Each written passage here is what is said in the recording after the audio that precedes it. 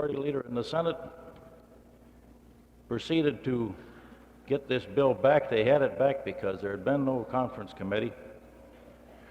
The action of the House was made known to this Majority Leader, and I'd certainly do it again because 74 of my colleagues in the House of Representatives could not be wrong.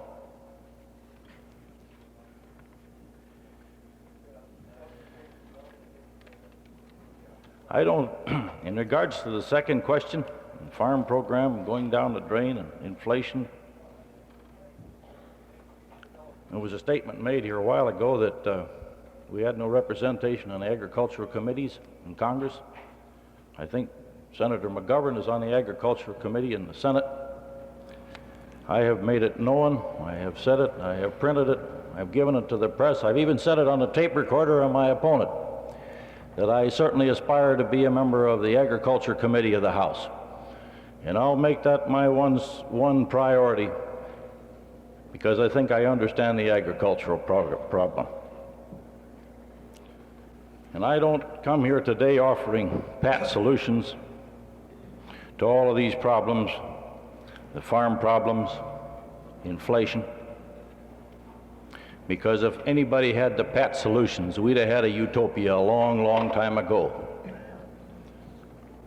I think that the thing that we've got to do today, ladies and gentlemen, is to have a constructive attitude on the exciting days ahead of us. Thank you. Mr. Denholm, 2 questions. Obviously, present inflation control methods have failed. Are you for inflation control, and if so, how, or what, I suppose? And what, in your opinion, are the weaknesses of the judicial and law enforcement system in our country? Thank you, Bart.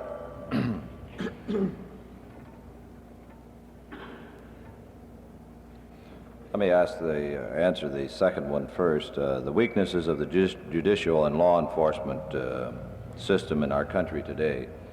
I think that was also asked my worthy opponent, which he didn't respond to.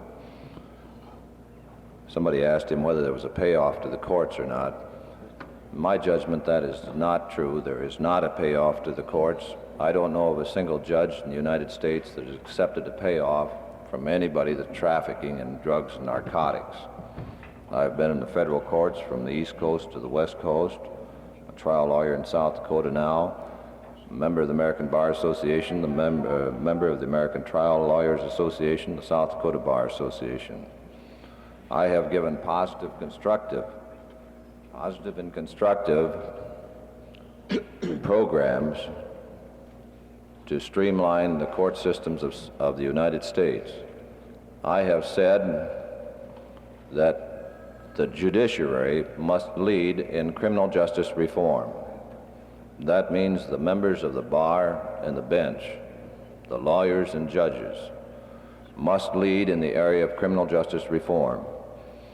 It is a sad commentary upon our society when we have men in jail for 8, 10, 12, 14 months without having an opportunity to be heard. They may very well be innocent people. This is not due process, which is a part of our Constitution guaranteeing the rights to our citizens. But yet it goes on in the great metropolitan, the great metropolitan areas of our country. In fact, the riots in New York just recently pointed that up. Our prison system in the United States is a sewer of social conduct and behavior for our people. It lacks the necessary rehabilitation procedures. We do not graduate rehabilitated men from our prisons. We graduate criminals from our prisons. It's a sad commentary on our concept of the administration of the first great goal and objective of our founding fathers. We said then, in order to form a more perfect union, we were first going to establish justice. Nowhere in the Constitution and nowhere in the law is that word defined. I have said that it not only means the substantive and procedural rights before a court of law, it means economic justice, it means social justice, It means political justice, as well as the procedures before the court. And we cannot have a more perfect union until we find justice for all of our people.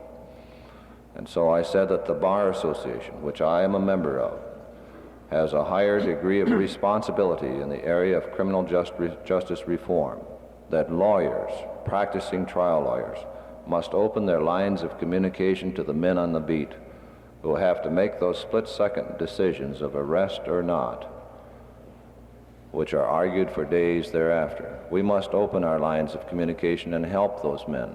If we fail to do that, I think that in due time the courts of this country will enjoy no greater respect than law enforcement does today.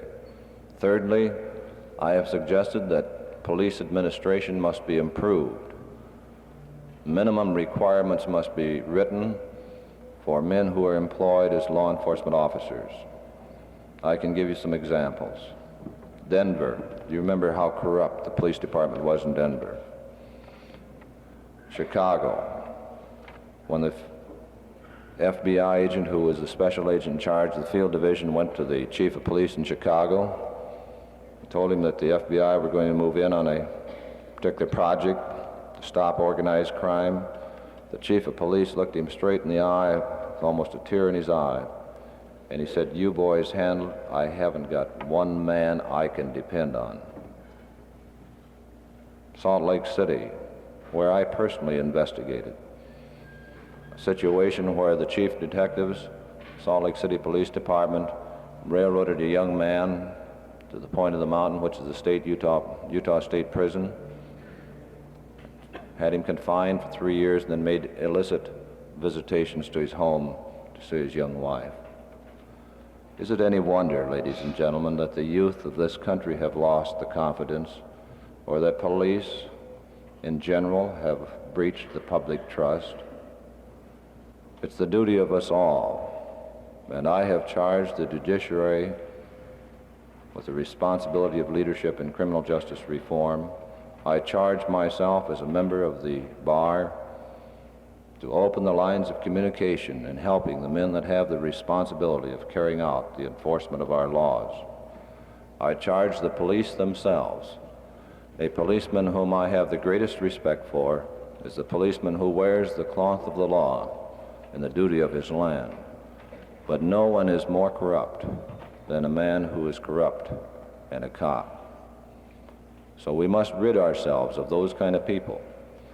No good planter or keeper of an orchard cuts all the trees because he finds a spoiled apple. We only destroy the spoiled apple. Let's rid ourselves of that kind of law enforcement personnel so that we can recapture again the public trust, the esteem that the policeman is entitled to. And then I think the youth will follow. I don't believe that our youth are all bad by a long, long way. I recognize kooks and dingbats out there among them. There's no doubt about it. But to identify them, to identify the enemy, the anti-American that's working on our colleges, on the campuses of our colleges and universities, the anti-American who is creating mass hysteria, is the job of law enforcement. It's the job of the local governments, the state governments.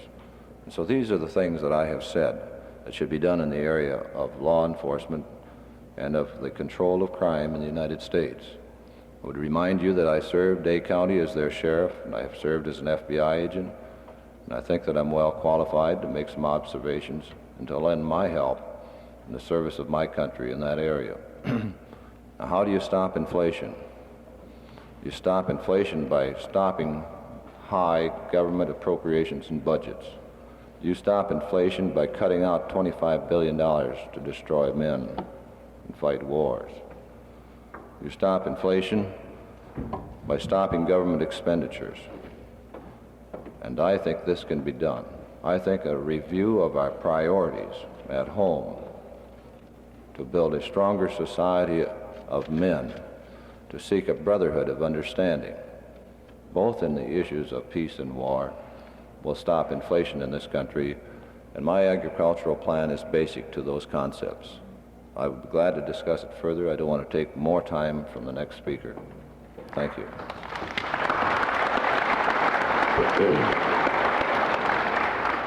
Thank you, Mr. Denholm. I was just handed a telegram that I'll read to you. It's addressed to Ben Radcliffe, President of South Dakota Farmers Union from Spearfish, South Dakota. As you are aware, this is incidentally from Fred Brady, Republican congressional candidate, 2nd District. He says, as you are aware, previous commitments prohibit my presence at your annual convention. Please accept my best wishes for a most successful meeting. I am sorry that I cannot be on hand. Fred Brady. Mr. Abourezk, there has been, I don't think it's any question in anybody's mind, a great deal of controversy concerning a youth camp proposal made by your opponent, Mr. Brady, whose telegram I just read. And this question has been sent up from the audience, and it reads as follows. Mr. Abourezk, would you comment on your opponent's youth camp proposal? Is this a voluntary or compulsory program? I'd be very happy to comment. The youth camp proposal of Mr. Fred Brady's, incidentally, I find myself now debating a telegram. The youth camp proposal of Mr. Brady's is printed in his book. Now, you were all handed a reprint of that book. If you'll take a look on the back, that's an exact photograph of Mr. Brady's book on the back part. The other part is other various press comments and my own comments on that. He printed that book last year sometime, distributed the book in the primary election campaign of this year. It was intended as a campaign booklet. It's no slip of the tongue that he made. He apparently gave it a lot of thought. And if you'll read that part, it says, I propose that every United States citizen under the age of 26 be required to serve a period of 2 90-day periods or 6 months total in a compulsory citizenship training camp. Now, the word compulsory is in there more than once. The word mandatory is in there, and to me, that means you have to do it. And I just want to explain briefly that my opponent has gotten on TV without benefit of being cross-examined by anybody, gotten on TV and made his own statement. He said that my opponent, Abourezk, is exaggerating what I said about that camp. He said all he wanted to do is make it like an American Legion boys and girls state. Well, now I'm going to ask all of you as intelligent adult Americans, I know the difference between voluntary boys state programs and compulsory Brady youth camp programs, and I would hope that everybody in South Dakota who went to school can tell the difference themselves. And I don't think that my opponent has convinced some people that it's a voluntary thing. He's never convinced me, and he's never gonna. And another thing I'd like to say, I've heard Mr. Brady speak on a couple of occasions about having the courage to put his views in a book. Now he always prefaces his remarks with courage, all the courage he has. Well, I submit, and I've asked his people this and asked him publicly, if he has that much courage, will he have the courage to either stand up and admit that he wants to force all 15-year-old kids into a camp, or will he disavow the program completely? It doesn't take any courage to get up and slide around something that you've made a statement on. He's like some other politicians I know. You know, you say something one day, and if it doesn't work, you get an interpreter to tell the public, well, that isn't what I meant. What I meant was something else. Well, I don't think that's right. I think you ought to make a statement and stand on it. And if you don't want to stand on it, then you shouldn't say it. And if you've changed your mind, you ought to say you've changed your mind and tell the reason why.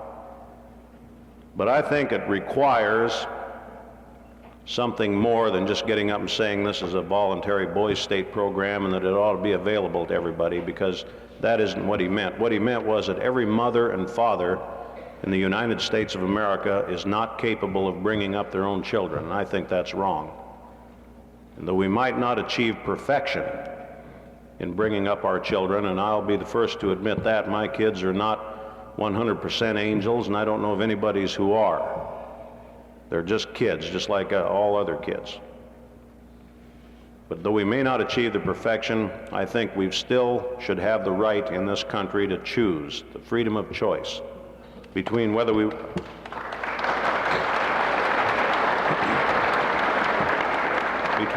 want to send our kids to a camp or a school or keep them home. I think that should be our choice, and I hope to God that we can maintain that choice. Thank you very much. Obviously, there are a lot of questions that we can't get to because of time limitations. We're trying to get out by 12 noon, but I have told the candidates in the preamble to this discussion that at the end they will be permitted 3 minutes to rebut any statement or argument that was proposed by one of their opponents. Governor Farrar, as you know, has by necessity had to leave, and Mr. Abourezk has the telegram only to rebut, so apparently it'll be restricted to...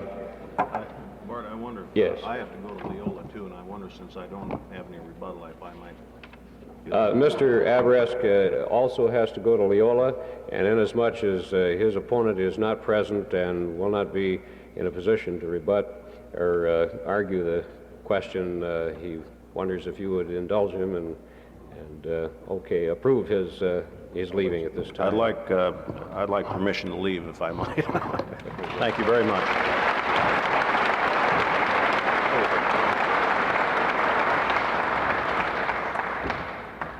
So then, we bring ourselves to the conclusion of the political panel of the Farmers Union, and so I'll ask, inasmuch as Mr. Gunderson is somewhat outnumbered, we'll hear the rebuttals from our Democratic candidates. First, Mr. Kneip, and please limit yourself to 3 minutes at the outside. Thank you, Bart. This would be more of a statement than a rebuttal, but I think we all need to recognize something and to recognize it publicly.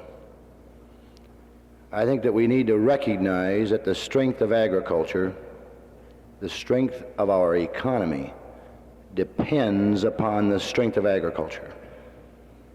The strength of business in this state depends upon the strength of agriculture.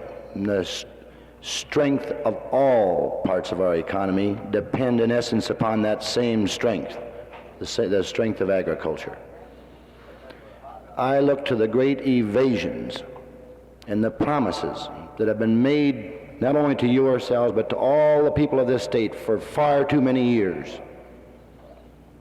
I don't offer promises in that sense, or evasions. I think our people need to expect results. And when we look, for example, to the question of federal tax sharing, let's recognize it for what it is. Let's recognize that under the present system of allocating federal funds, that South Dakota receives those funds on a need basis to the tune of $4 for every dollar that we send in. Let's recognize that the governor of this state need not stand with the governors of New York and California, where the per capita method is a great factor for them and not for us.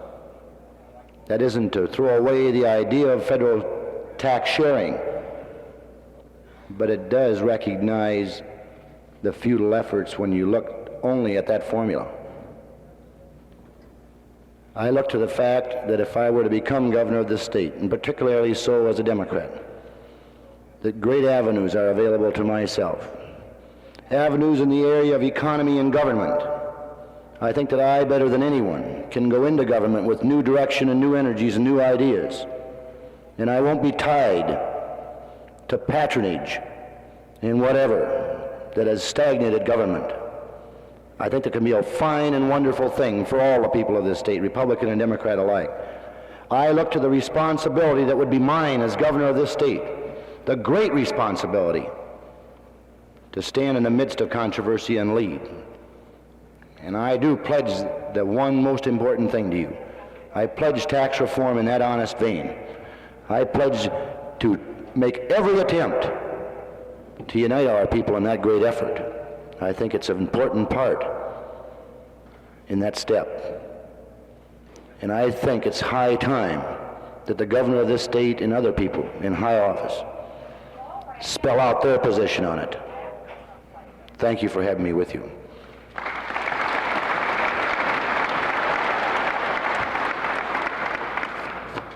Mr. Denholm, we'd be pleased to hear your closing comments. Thank you very much. I'll step. I like to stand up when I talk. I'm an auctioneer and a lawyer, and that's a bad combination. Somebody said that talk was cheap until they went to see their lawyer one day, and then they changed their mind about that, too. But I quit auctioneering because I got tired of selling out farmers up in Day County and Roberts County and Marshall County, and I used to have a sale every day. In fact, the last year that I sold auction sales, I had a farm sale every day for 6 weeks, and I didn't like it. And I ask now, and I seek programs that'll preclude me from foreclosing on farmers, because then I too will leave South Dakota if that's to be my work. I come back to South Dakota as a native, born of pioneer parents here. Learned to keep my mouth shut for the most part because it was dusty back there when I was growing up and always got dirt in my mouth. I'm real concerned about the future of the farm people. And on that issue of inflation, I become uptight about people that try to stop inflation by imposing upon the victims of inflation methods of supposed procedures of estoppel. The farm people and wage and salary people are the victims of inflation and not the cause of it. And I think we need programs that will stabilize the income to farm families, which will stabilize the businesses on every main street of our small towns. America is made up out of communities, just like your small town, and we can't let one die after the other without it having its total effect on our country. I have said in this campaign, and I say again today, that the issues that I speak to, and I admitted yesterday on WNEX in Yankton, that I agree with Vice President Agnew on one point, and that is that the great issues of our time are not political. They are not partisan. A base plan for agriculture cannot be political. It cannot be partisan. The grave issues of peace and war should not be political, should not be partisan. The problems of inflation are not political and not partisan, and likewise are the issues of crime and violence in this country are not partisan nor political. I have said that the cause is far bigger than I. The cause is far bigger than any political party or all political parties put together. The cause is for our country. And it's to that proposition that I dedicate my services if I'm to serve you in public life. If I am elected, I will represent all of the people. I want to represent the farm people, the businessmen and homeowners. I said that there were no more frontiers, and make no mistake about that, my worthy opponent. There are no places to go unless you want to go to Alaska and start farming, a homestead anymore. The problem that we have as we move out toward the end of this great 20th century is learning that bitter lesson of living together. And there was a man whom the author is unknown wrote these words. He said, "I sought my God and he eluded me. I sought my soul, I could not see. I sought and found my brother. I had all three. Not of one mind, my friends, but of that spirit. South Dakota and America shall move forward." I want to be a part of that great program. Thank you very much.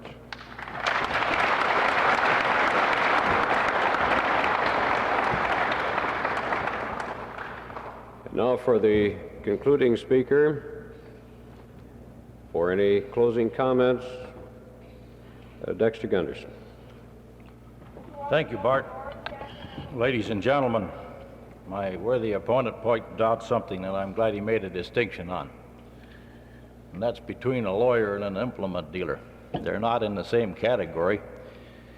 In my little town, we haven't had a lawyer for, gosh, I'm 47 years old, and I know we haven't had a lawyer down there for at least 35 years, but we got one today. 10 years ago, we had 4 implement dealers. We got one today, and I'm the one. You know, it's just like going in and buying a $200 worth of advice from a lawyer, and he says $200 on the line, buddy, and you write out your check to him, and you go your way, and you hope you got the right advice. And I know if you went to my worthy opponent that you'd get the right advice. But you go into an implement dealer, and how many times have you gone in and bought a $200 post hole digger, and you get it down to about $170, and then you say, well, now, by golly, if you throw in the tax, we'll just make us a deal. That's the difference in our philosophy. My opponent talks about the things that are happening in our country, and it's getting to be a sick country. But be rest assured, ladies and gentlemen, that these things are not happening in far-off places. They're happening right here in South Dakota. Not very long ago, we had the malicious vandalism at the Crazy Horse Memorial out in the Black Hills, where some sick or somebody that's sick destroyed these 8 invaluable works of the art by the sculptor out there, Zilkowski. Down in Sioux City, they uprooted a bunch of young trees that were planted to replace the American elm trees, threatened by the Dutch elm disease down in our country. In another city, not very long ago, there was a 75-pound religious statue taken from a lawn, taken out in the street and smashed. In another city in our fair state, and this was reported in the news not long ago, there was a band of some 50 motorcyclists that roared through town in big leather jackets and long hair, picked up a couple of girls and took them to Sioux City and raped them. South Dakota is not isolated from this kind of new barbarianism. And if there's any one overriding concern which has caused me to run for Congress, this is it. I think that the Warren Court decisions are wrecking this country, and I hope that they get reversed mighty quick. I'm sick of the criminal coddling and the loopholes in our laws which permit even confessed killers and rapists to go free because of technicalities, and of all the bleeding hearts and the do-gooders who keep searching for excuses for the hate mongers and the pig shouters, while the innocent victims are supposed to take their lumps and like it. My opponent also said, and was quoted in the Argus later not very long ago, that if our policemen want to get convictions, then they should do their homework better. And I say we should provide some way to give them the education so they can do their homework better. I'd like to close with one statement. You've been a good audience, and I've certainly appreciated being up here today. But I want to show you just exactly what I believe in. I believe in the right of the good people of Corsica, South Dakota, to have their non-denominational church chapels on Interstate 90. I believe fully in our Constitution and in our Bill of Rights, and in a set of principles which too many liberals and ultra-moderates want to throw out the window, and they're called the Ten Commandments. I maintain, ladies and gentlemen, that effective representation in Congress demands experience, and therefore I'd earnestly solicit your vote November 3rd. Mark an X for Dex. Thank you.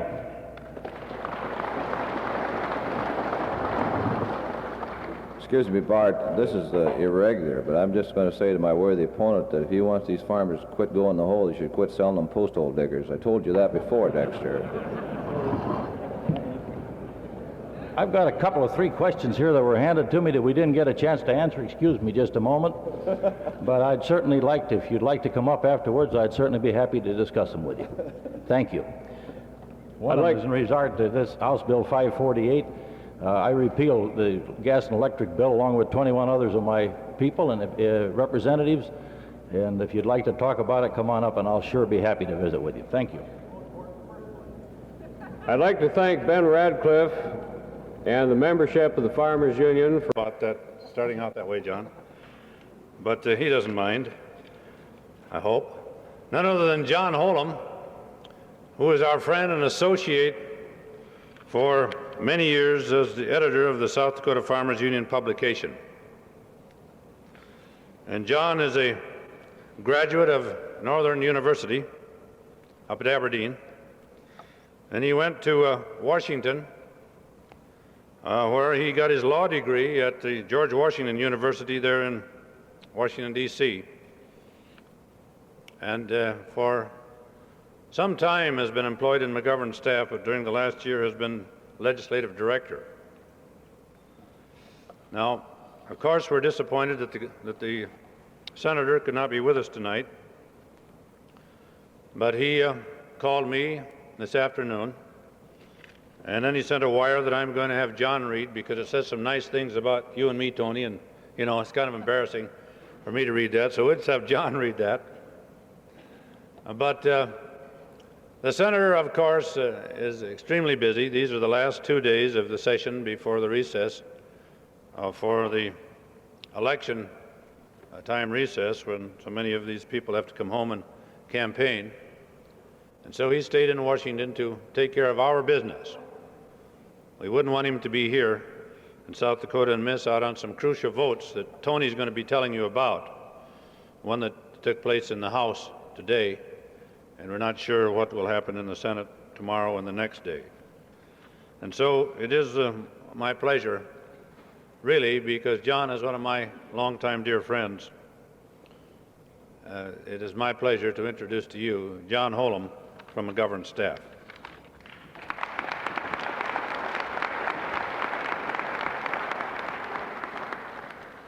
Thank you, Ben. It's a real pleasure to be at a Farmers Union convention again. It's been about 4 years since I've been able to attend one. I brought along, as Ben mentioned, this hand-delivered telegram from Washington. It's probably the most expensive telegram that was ever sent. I had to carry it all the way out here. And I'm going to read it and then rush through a few remarks, because I'm as anxious as you are to hear Tony Deschamps. This is the telegram. It says, "I am sorry that I cannot be with you tonight in Huron for the South Dakota Farmers Union State Convention. With record votes set for both today and tomorrow, I felt I had to honor a request by the Senate leadership to remain on duty in Washington. I especially wanted to be with you this evening, not only because of my long-standing belief in the principles of your fine organization, but also because of my personal friendship and my high regard for your capable leadership, Tony Deschamps, President of the National Farmers Union, and Ben Radcliffe, President of our South Dakota Farmers Union. We will need their wise counsel and advice in the critical months ahead. While I cannot be there in person, I want you all to know that I stand with you, that you have my voice and my vote in our joint effort to build a better farm income structure and construct a better life for all in rural America. With Godspeed and good wishes, Senator George McGovern."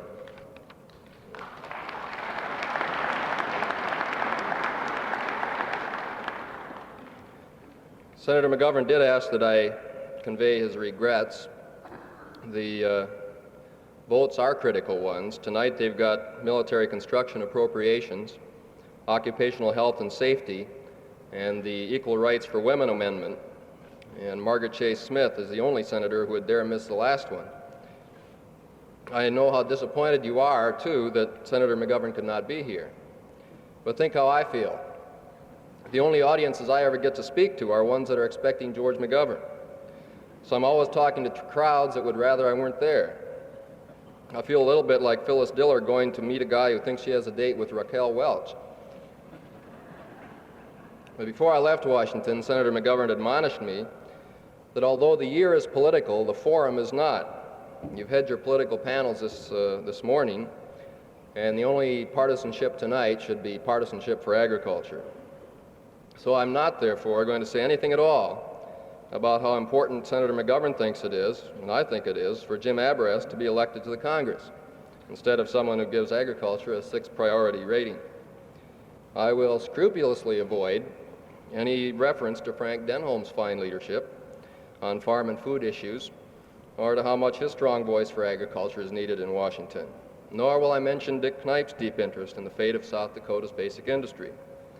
Although the temptation is strong, I even intend to avoid any discussion of Vice President Agnew's recent trip to South Dakota, or to the egregious and terrible enfilades and the extraneous heuristic epithets of this erstwhile elephantine who eschews elevated evaluation.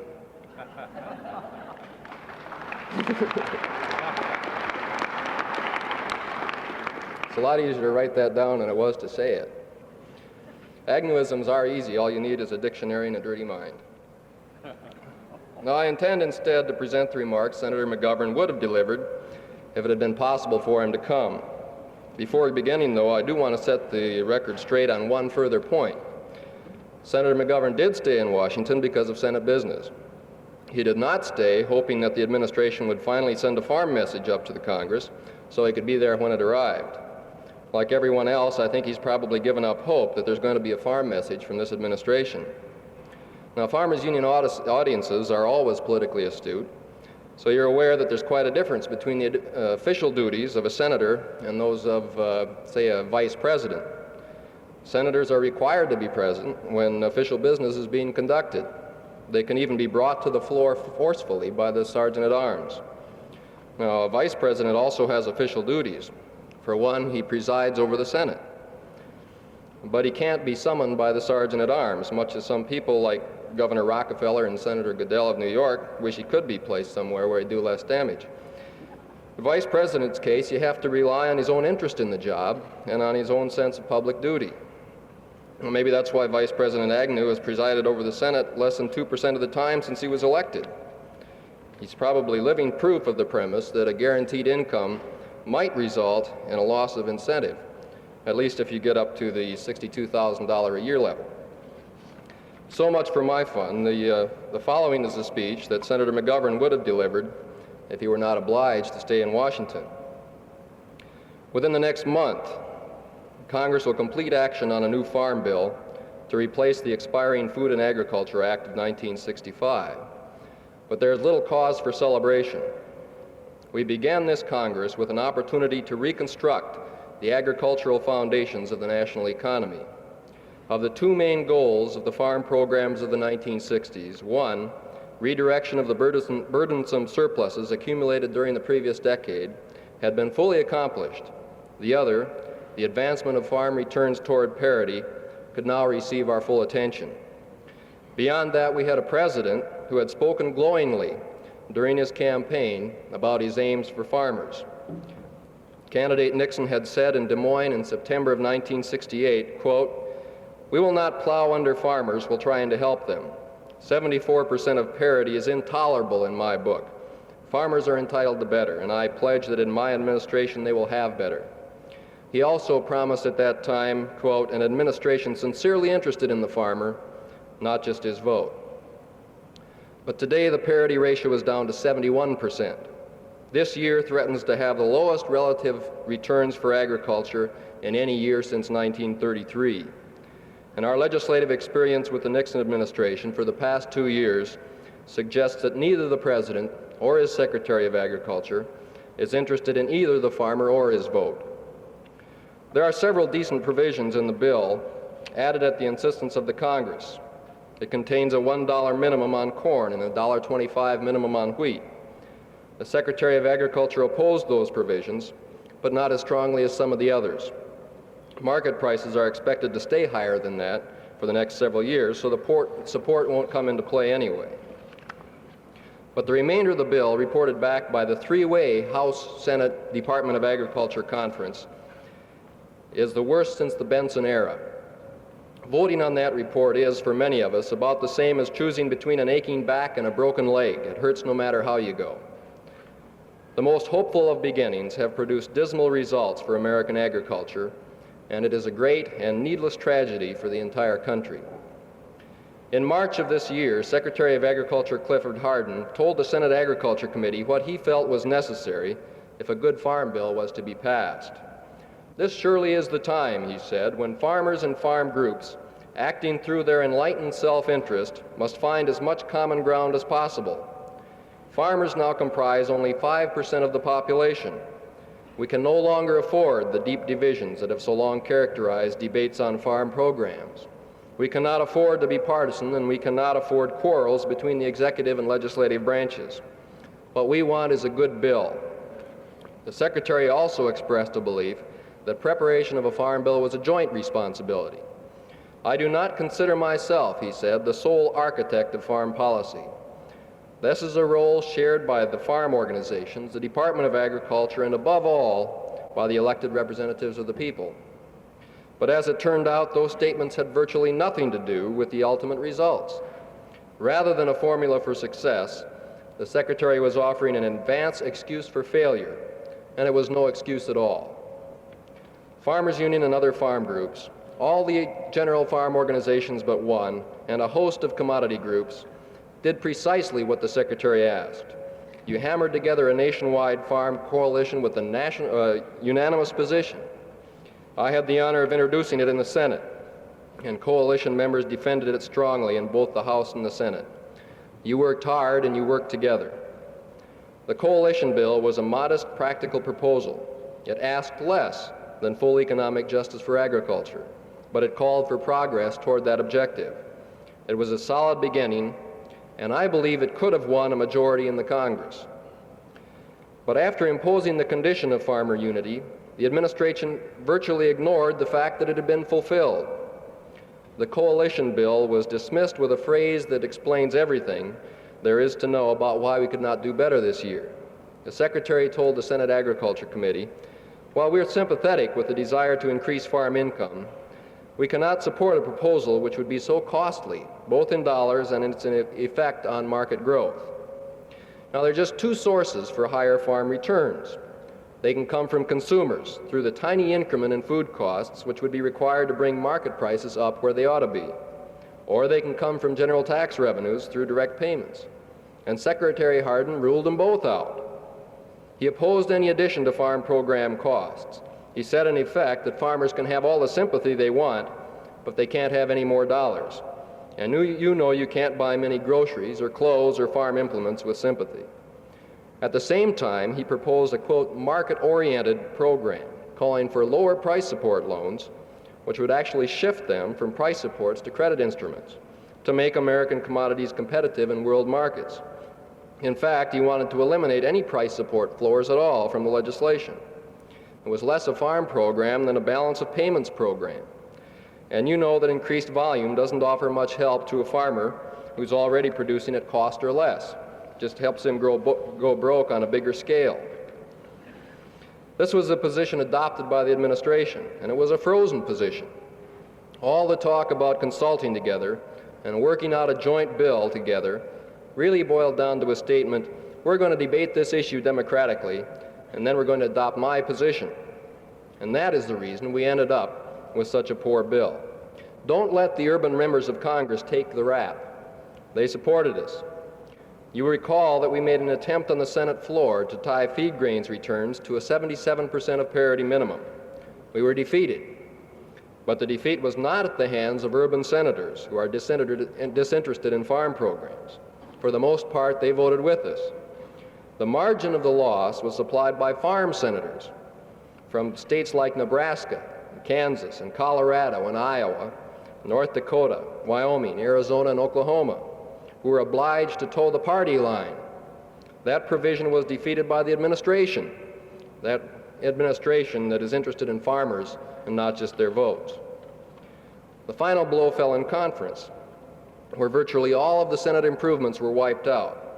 Again, Secretary Hardin was the major influence.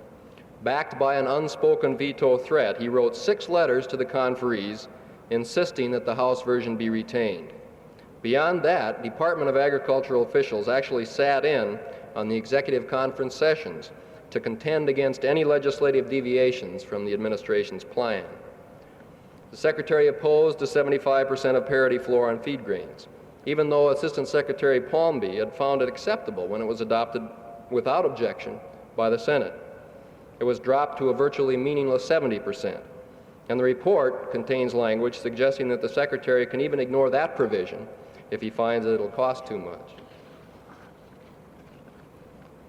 The Secretary opposed the Senate language calling for advance payments, so farmers would not have to borrow quite so much and pay today's exorbitant interest rates to put in their crops. It was eliminated too. He opposed the Senate plan engineered by Senator Young of North Dakota to give farmers a choice between the present wheat certificate program and the administration's set-aside invention. That provision too was dropped, apparently on the basis of Secretary Hardin's mysterious argument that farmers wouldn't have enough flexibility if they were allowed to make the choice themselves. He opposed any provision setting legislative floors, whether expressed in dollars or in parity, under farm commodities. On that point, largely because of the determination of the Senate conferees, he did not succeed. But as far as the administration is concerned, 1970 should be regarded as the year of the parity purge from farm programs. It didn't quite work, but it worked well enough so that we can predict further deterioration in the relative economic strength of agriculture over the next 3 years. When candidate Nixon told that farm audience in 1968 that 74% of parity is intolerable, he must have meant that it was too high, because his administration has been working to lower it ever since. We should not leave unsaid the essential lesson of this painful 2-year experience. With administration help, we could have passed the Coalition Farm Bill. We could have started the farm income trend upward. But with the makeup of Congress as it is today, we can get nowhere when the nation's top officials are conscientious objectors in the fight for full parity. The political power of the executive branch, along with the always present threat of a veto, is just too great to overcome. I intend to continue pressing the administration to employ the upper limits of the income authority in whatever program is ultimately adopted. Beyond that, we need to build an effective nationwide demand for new legislation, including the farmers that worked so diligently for the past 2 years, and their city cousins as well. It is not necessary for farm legislation to be considered as a contest between farmers and the consumers at the other end of the marketing chain. The urban support we received this year in the Senate illustrates the progress that has been made toward recognition of a mutual city-country interest in a healthy farm economy. I think we can build on that recognition. We can make wise use of the fact that most Americans now see utter nonsense in the continued migration from rural areas to the cities, the migration that's forced by the disintegration of the farm economy. Our cities are uncomfortable, inconvenient, and unsafe. Urban housing is a disgrace. Transportation problems defy description. Today's intolerable levels of air and water pollution are direct consequences of the fact that we are concentrating the waste of so many people and so many machines in such little space. Our atmosphere and our lakes and rivers and streams are simply deprived of the time they need to cleanse themselves. The trend abuses both resources and people. It should be resisted by all Americans with every means at our command. And all Americans should realize that a strong family farm agriculture is both an important and an essential element. This is our unfinished business. The Nixon administration has left us with more of it today than we had 2 years ago. Let us get on with it, not just for farmers in rural America, but for the well-being of the entire nation. Thank you.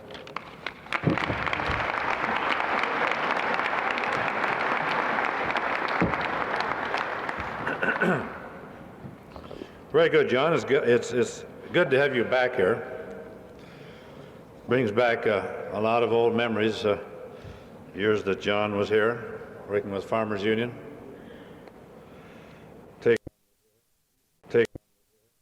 Take